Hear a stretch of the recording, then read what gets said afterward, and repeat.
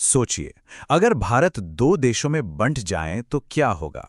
चलिए आज हम एक ऐसी ही काल्पनिक दुनिया में चलते हैं, एक ऐसे भविष्य की पड़ताल करते हैं जहां भारतीय उपमहाद्वीप अब एक नहीं बल्कि दो राष्ट्र है। तो ये जो बंटवारा हुआ, ये कोई हिंसक विभाजन नहीं था, नहीं, बल्कि जैसा कि एक लेखक ने क्या खूब कहा है, ये एक लंबी थकी हुई आह जैसा था।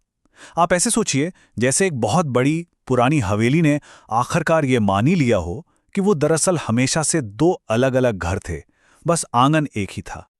तो चलिए इस नई हकीकत को समझने के लिए हमारी यात्रा की पहली मंजिल है नई बनी हुई सीमा, जहां ये बदलाव सबसे ज्यादा महसूस होता है। Nagpur border post. यहां पहुंचते ही कोई तनाव या टकराव वाली खामोशी नहीं मिलती, बल्कि यहां है नौकरशाही की वो उबाऊ धीमी रफ्तार वाली शांति।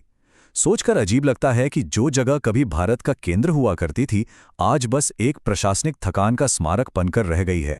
यहाँ की रोज की तस्वीर कुछ ऐसी है। देखिए, उत्तर की तरफ प्याज से लदे ट्रकों की मीलों लंबी लाइन है, तो दक्षिण जाने के लिए पेट्रोलियम के टैंकर इंतजार कर रहे हैं। ड्राइवरों के हाथों में लैमिनेटेड वर्क परमिट्स हैं, एक तरफ हिंदी में आदेश लिखे हैं तो दूसरी तरफ अंग्रेजी और तमिल में डिजिटल डिस्प्ले चमक रहा है। बस कुछ पीले बैरिकेड से बंटी दो अलग दुनियाएं। अब सीमा से आगे बढ़ते हैं और इन दो नए देशों के दिल तक पहुंचते हैं, उनकी राजधानियों तक।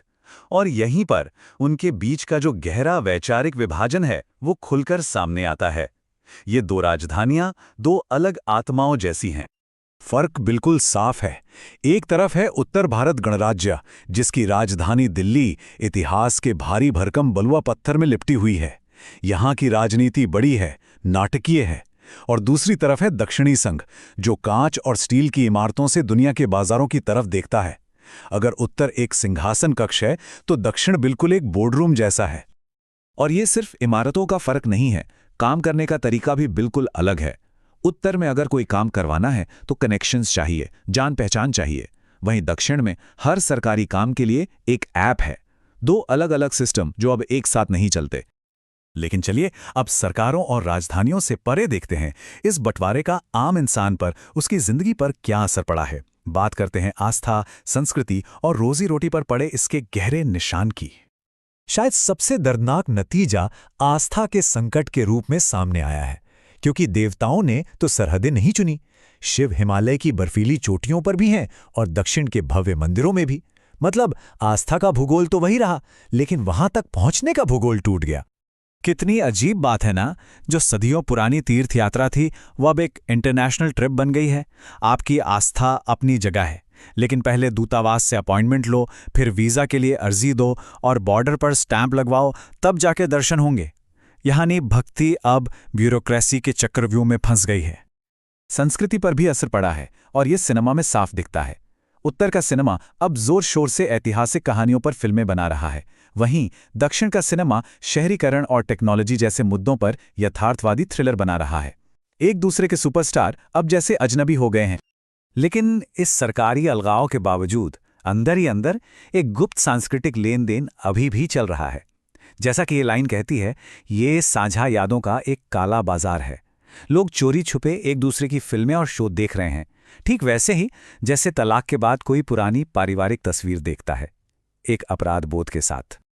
राजनीति और संस्कृति के बाद अब बात करते हैं अर्थव्यवस्था की, और अर्थशास्त्री इस बदलाव को एक नाम देते हैं, द ग्रेट डाइवर्जेंस, यानी महान अलगाव। ये आर्थिक अलगाव बिल्कुल साफ है। दक्षिणी संघ की अर्थव्यवस्था सर्विस सेक्टर और हाईटेक मैन्युफैक्चरिंग पर दौड़ रही है, जबकि उत्तर भारत गणराज्य की अर्थव्यवस्था का आधार कृषि और भारी उद्योग हैं। मतलब तरक्की के रास्ते अब पूरी तरह से अलग हो चुके हैं। और इसका इंसानी पहलू देखिए। बिहार का एक इंजीनियर जब काम के लिए बेंगलौर जाता है तो वो अब देश के अंदर का प्रवासी नहीं है, बल्कि एक विदेशी कामगार है। उसे वीज़ा रिन्यू कराने की चिंता करनी पड़ती है। जो हुनर और मेहनत पहले देश की नसों में खून की तरह दौड़ती थी, अब जैसे कहीं थम गई है। लेकिन इन तमाम राजनीतिक, सांस्कृतिक और आर्थिक बंटवारों के बावजूद एक ताकत है, एक शक्ति है जो इन इंसानी सरहदों को नहीं मानती, और वो है प्रकृति। सच तो ये है कि भूगोल हमेशा राजनीति को नकार देता है। नदियां इसलिए बहना बंद नहीं कर देती क्योंकि किसी कागज पर दस्तखत हो गए हैं। इंसानों द्वारा खींची गई लकीरों के सामने जमीन की हकीकत अडिग रहती है। और इसका सबसे बड़ा सबूत है मानसून। मानसून किसी बॉर्डर को नहीं पहचानता। वो दक्षिण के जंगलों को भिगोता हुआ ऊपर की ओर बढ़ता है और फिर उत्तर के सूखे मैदानों की प्यास बुझाता है। ये एक ऐसी प्राकृतिक शक्ति है जो पूरे उपमहाद्वीप को एक धागे में पिरोती है, सभी राजनीतिक बंटवारों को नजरअंदाज करते हुए।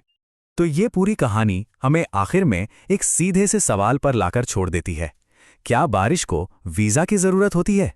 और शायद यही वो सवाल है जो हमें सीमाओं और अपनेपन की असली प्रकृति के बारे में सोचने पर मजबूर करता है।